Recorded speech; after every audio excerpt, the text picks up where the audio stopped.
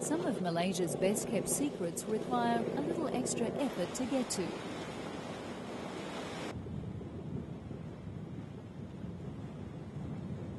The west coast of Peninsular Malaysia is home to a sprinkling of green-topped, white-ringed islands.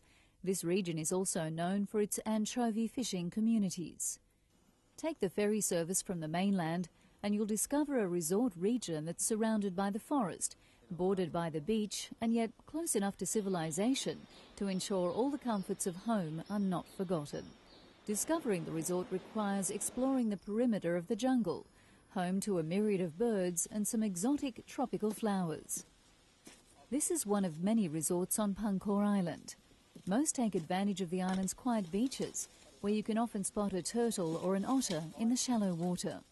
Its location and the fact that it's a secluded beach, the Teluk Belanga beach, which is the Golden Sands beach of Malaysia, is probably we feel, the cleanest beach outside of KL, and as a quiet hideaway, it's a great place to come to.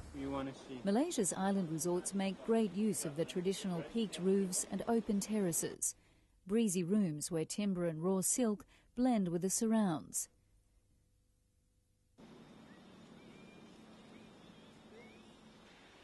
If you want to avoid the bigger resorts, you can stay in small cabins that rest just above the shoreline. You don't need to look too far to see some of the creatures who live here. In fact, they'll often come looking for you, in search of a few snacks. This resort and others like it has introduced its own environmental controls in order to protect Malaysia's native species.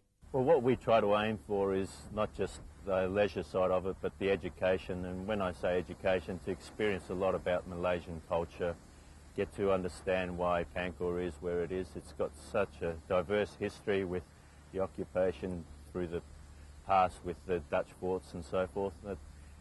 Pangkor is probably the world capital for anchovy fishing and so forth. So we've got a variety of cultures mixed up, and here's the great place to experience it all. Great efforts have been made to safeguard the local bird that's a symbol of the region, the hornbill. We've planted a lot of their favorite fruit trees. They like to eat berries from the palms. And on our part, we've gone out to plant a lot of their favorite MacArthur palms around the resort. Some of them right up close next to your guest rooms. So I think the resort is one of the few places in the world outside of a bird park or a zoo where you get a chance to have a hornbill right outside your window.